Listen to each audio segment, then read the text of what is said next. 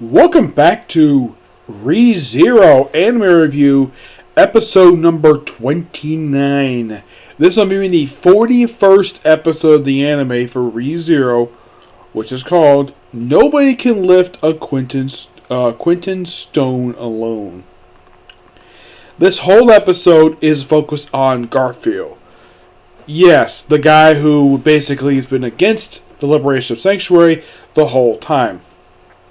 The first portion of the episode gives basically the reasoning behind the scar on his face. Yes, he got this scar after he failed the trial, taking it once, and he proceeded to bash his own head against the wall, and that's to create the escape scar that's on his forehead that's still there to this very day.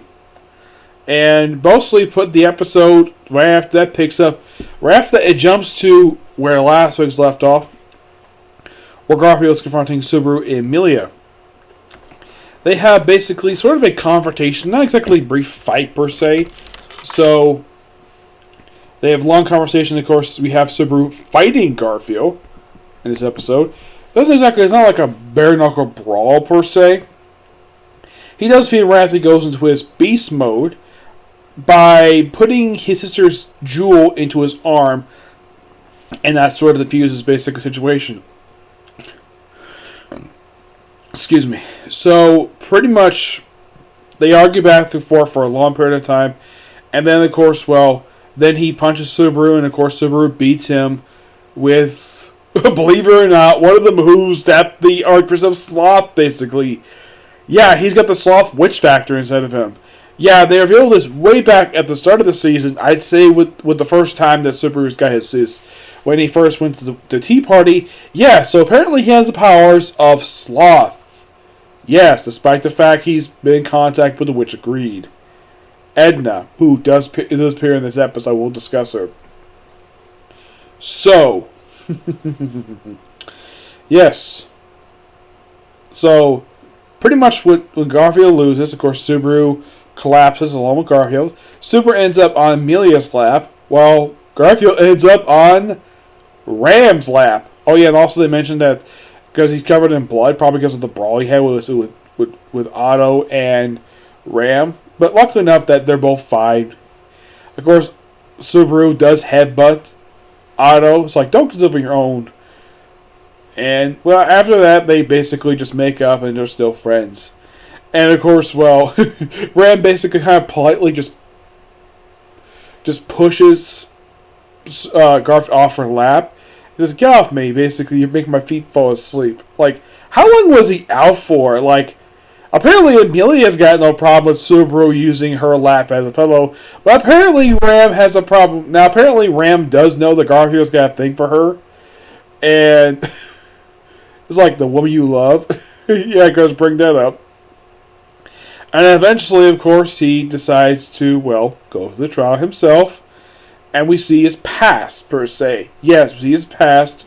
Prior to this, basically, it's revealed that his mother, what happened with his mother, because all it says she left. And here it's revealed that she died in a landslide right after she left Sanctuary. And she reveals why she actually left Sanctuary. Well, she told her children, basically Federica and Garfield, that she left to find happiness. That's what Garfield thought. Nope. She left to go get their father. Yes, despite the fact that Garfield and Federica have got two different fathers. Which one? Don't know. It could be Garfield's father, it could be Federica's father. Who the heck knows? And eventually, of course, he accepts it. And then we see Rosema, basically, we see her, the two of them, and of course he pets them. Of course, also old hag because she's older than them. And then Subaru finds out, he's like, oh yeah, he calls him boss now. Yeah, he calls him boss. And he's like, oh yeah, he's younger than you. He's like, how? He's like, he's 14.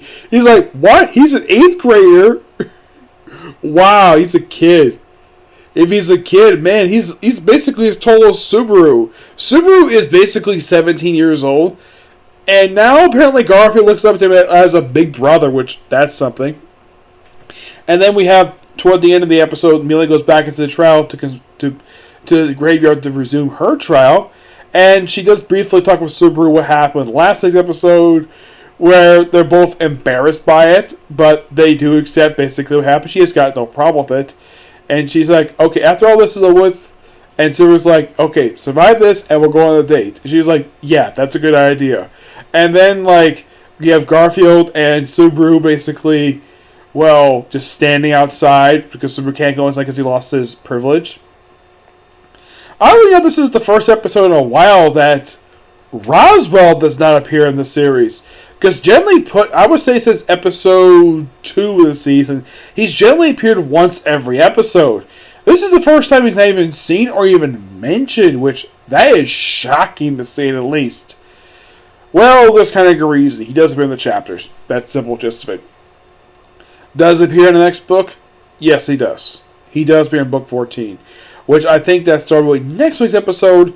We're going to start from adaptation from book 14. How long this lasts for? I don't know. I have no idea. Yeah, it's something though. This basically, it's not surprising. This took 4 episodes to cover book 13. Yet this started with episode 38. Yes, that was the first episode adapted to book 13, and now with this episode 41. We're finally finished adapting book 13, from what I can tell, and we're going to go straight to book 14. Excuse me. 14 is pretty much mostly a flashback story detailing Amelia's past. That's mostly what the next book is focused on. And of course, the Archbishop Sloth himself does show up in the flashback. Yes, somehow he's got a connection to Amelia. If you're curious, though, read the book. And I would not be surprised, though, because last week we had Return of the Archbishop Portuguese. I would not be surprised if Tyler comes back and basically reprises his role in the previous season. Though this is mostly a flashback, so I wouldn't be surprised that he comes back for it. I mean, they did the same thing with Arlong in One Piece, despite the fact the character was long gone from the series. So it makes sense the fact in flashback they bring back his regular voice actor to reprise his role many seasons later. Though in the case of ReZero, it's like the following season because ReZero is a light novel, is different from a light novel. One Piece is from a long-running manga that's run for 24 years now. Yeah, this year marks 24 years since the start of One Piece. Yeah, can you actually believe it? 24 years. That is shocking to say the least. I'll discuss more about that once it's One Piece. Yep. So, the episode is quite interestingly where Emilia goes to face her trial and she comes across Edna, the Witch of Greed. And it's like, oh yeah, they first her as the witch's daughter.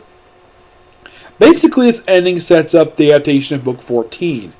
Basically, because it's a flashback story. Mostly, anyways.